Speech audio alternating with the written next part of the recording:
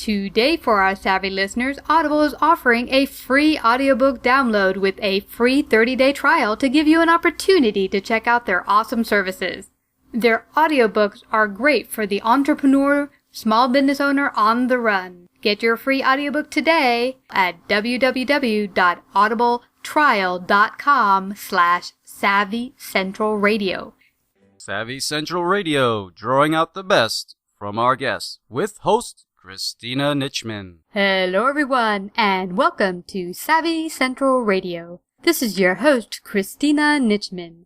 Each week on Savvy, we host successful individuals and business owners, inviting them to share their dreams, stories, wisdom, and lessons learned in their field of business. Our guest today is Anthony Brito, sales leader and trainer. Anthony brings 17 years of sales and sales management experience, during which time he has developed, managed, and grown major accounts. In addition, he has trained sales teams on sales and negotiating skills. Anthony has also been instrumental in the successful rollout of sales of new products.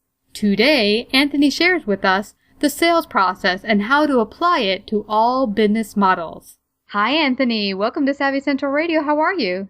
Hello, Christine. I'm doing well, thanks, and thanks for having me. I'm so glad to have you. We're going to talk on a very important subject that hits all business owners of any size, and that would be sales. You have an extensive background in sales, and so I'm really excited. We've worked back together way back in a major media corporation. We worked together several years ago, so I'm excited to have you share your journey with our audience, a little bit about how you came to working with sales and sales management. Sure. I had a brief stint in the military right after high school. I served for 5 years in the U.S. Navy. Right after that, I took a position as a sales trainer, actually as a software trainer for a media software product at a media organization. After a year, sales position opened up, and I applied. I wound up getting the position, which required me to sell to TV stations in the southeastern part of the United States.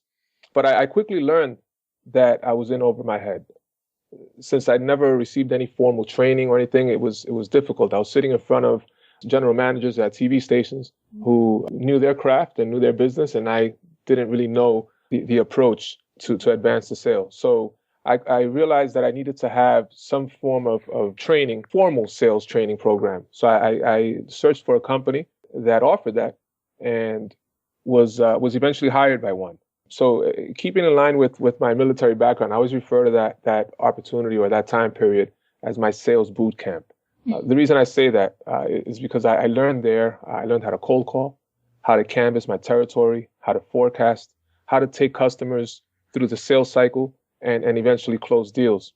And the biggest reason that I was able to learn all those things was because I was able to go out there and do it every day. So it's kind of keeping in line with failing and continuing to fail until eventually I was able to succeed. So I just practicing all the time and practicing in front of a live customer.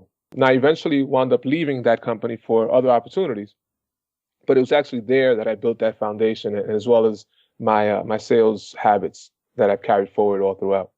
That's great. And you mentioning the fact that when you got before working and selling media, how wow, getting before stations. I can recall, I do collections in the past, and that was my first business, a accounts receivable business.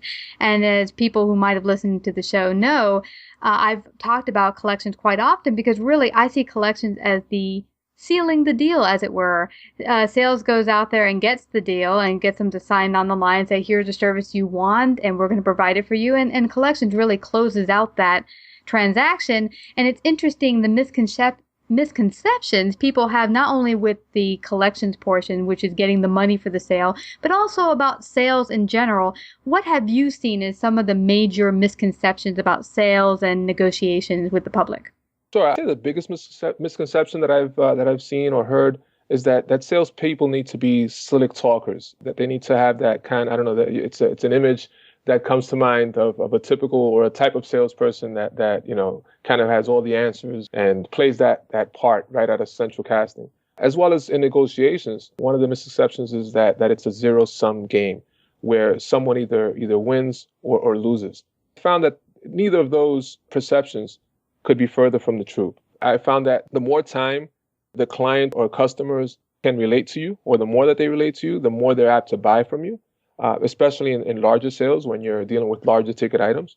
Mm-hmm. And the same goes for negotiations, that, that everyone wants to walk away feeling that they got something out of it. No one wants to feel like they were tricked or manipulated in any way. So that's the one thing.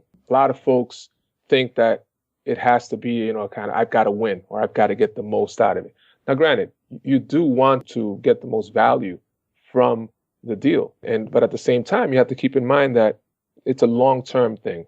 So you're eventually going to have to go through another round of negotiations with that client again, whether if it's a year down the road or if it's a 5-year deal that you've worked with them. You're eventually going to have to sit with them at the table again. And folks remember, and if they feel that they were tricked in any way, or they got kind of the short end of the stick, you're going to have to explain that, and it might hurt you for future negotiations. Absolutely. And what I like that you mentioned there is the idea that one side has to come out of winner as opposed to the other. And in sales, and in what I found in collections, the number one thing I found that holding the two together strongly was relationship building and trust.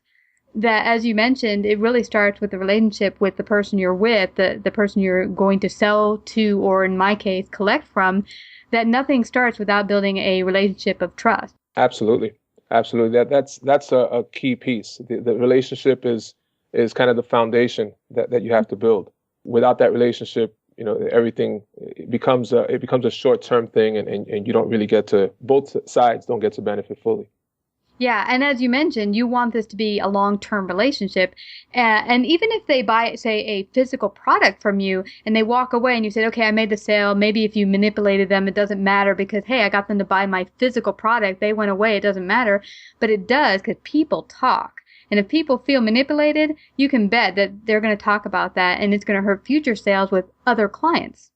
Absolutely. It's a small world and people talk. You'd be surprised. Yep, absolutely. Why do you think so many business owners in particular struggle with the aspect of sales in their business?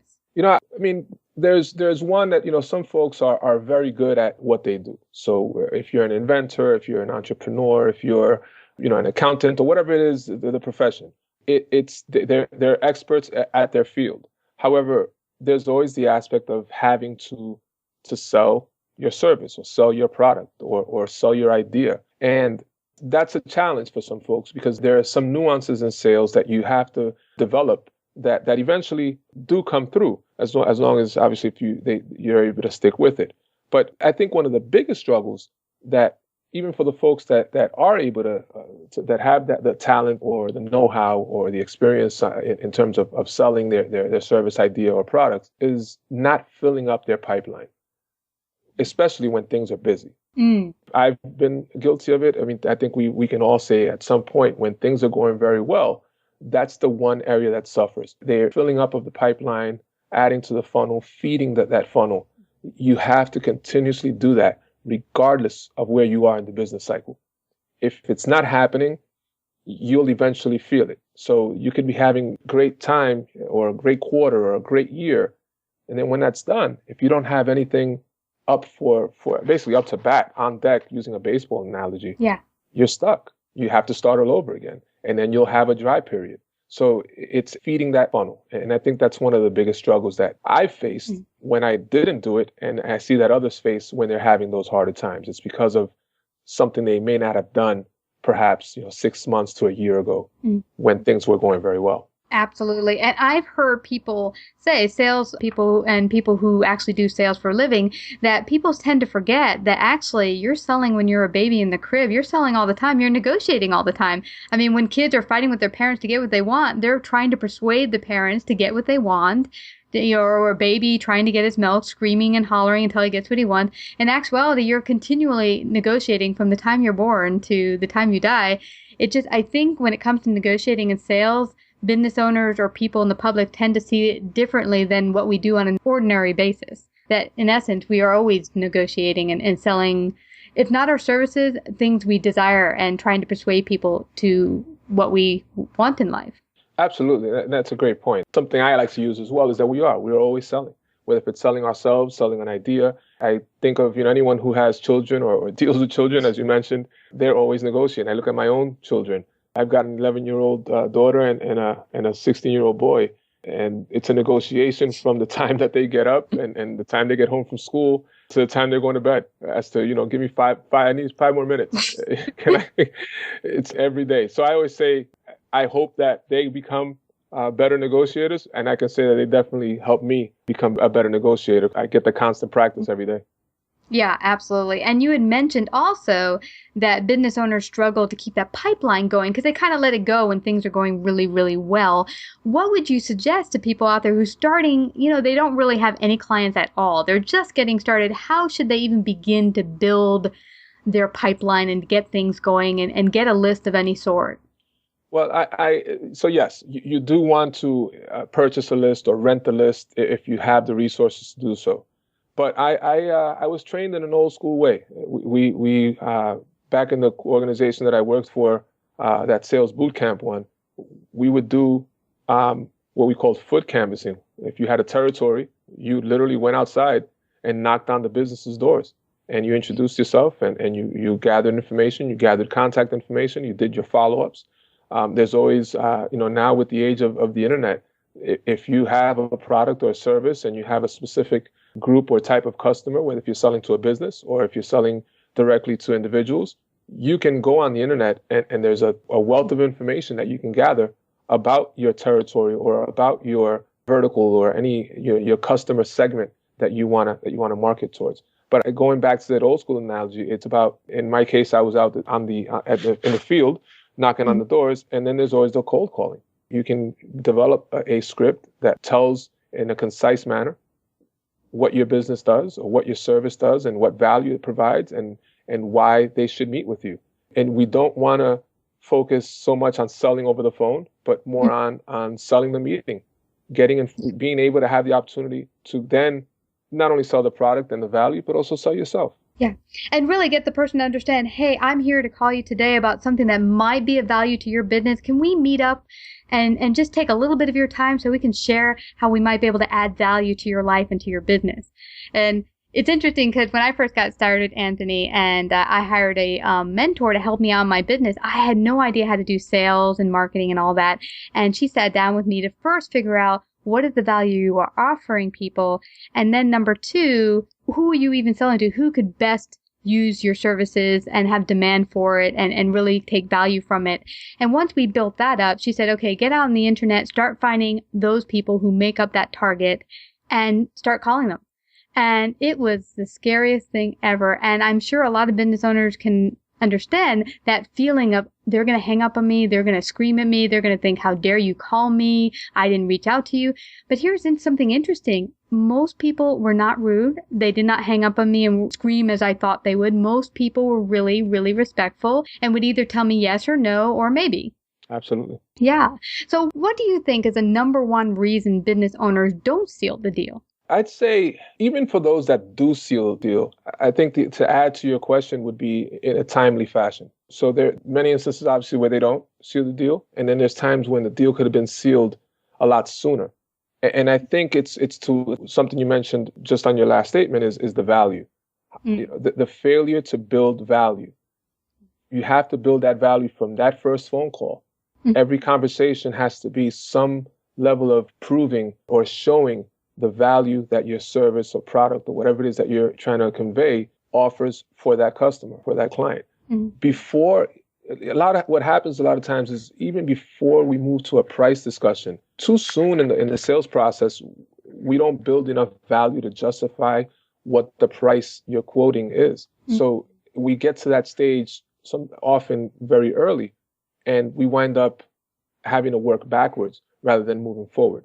What happens is the prospect or the client starts to question why they should make this spend. And especially as you get higher, in terms of higher tickets, but even then, even if it's a transaction or a low volume price ticket sale, it's still, our money is hard earned and we don't want to just spend it anywhere. So when you're going through that negotiation, if the price discussion occurs too early and we haven't really seen the value, we don't really want to buy.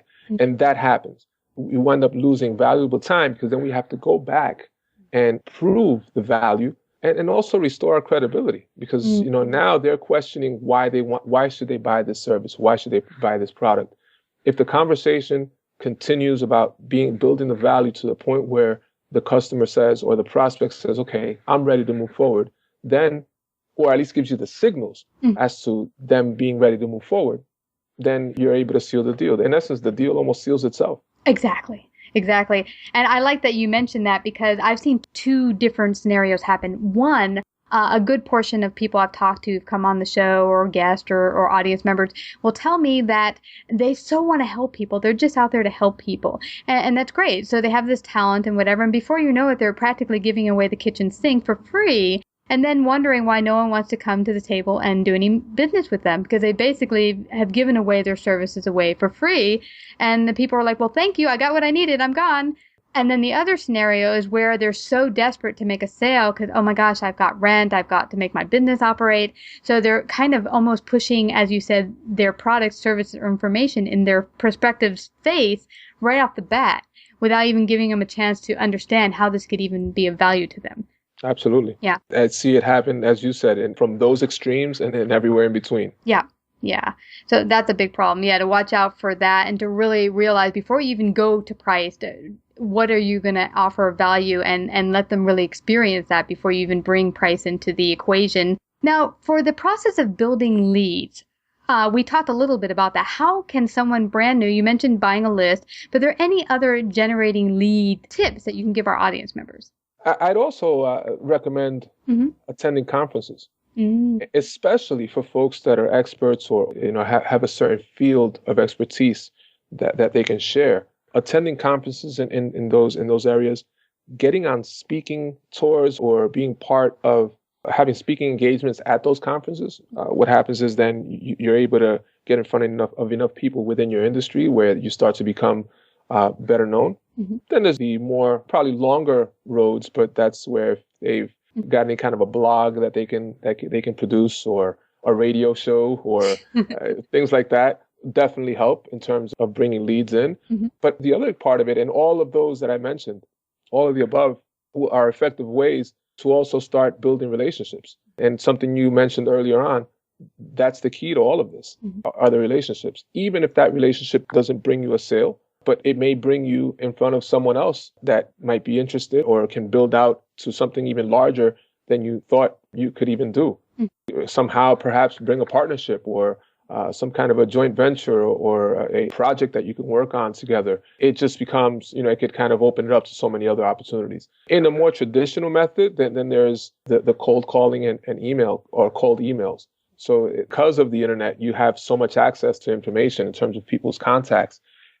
And it's when it comes to business, especially the way that it's crafted, people don't necessarily always see it as spam. So it's kind of to your point of when you made the cold calls, many people were receptive to them, regardless of whether if they wanted to buy or meet with you or not. Yeah. They weren't rude. And in this case, the same goes for the cold emails. If you can craft a concise message with a title that doesn't seem spammy. Granted, there's softwares that's out there that might catch it and put it into a spam, but that's just kind of the law of numbers, right? So you just want to send out to as many people as you can, and some of them are not going to respond, but you may get that one that might make your year or might change your business in some way or another.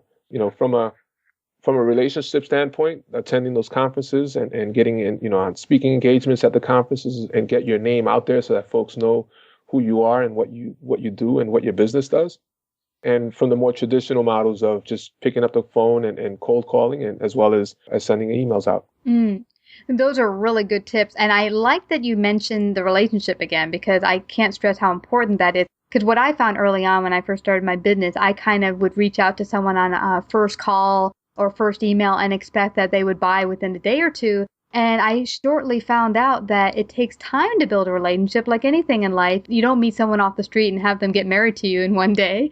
You go on several dates. So the same thing goes with the sales process. Sometimes it can take several meetings or several phone calls and emails and such before you actually are able to even sit down and seal a deal. Absolutely. Yeah.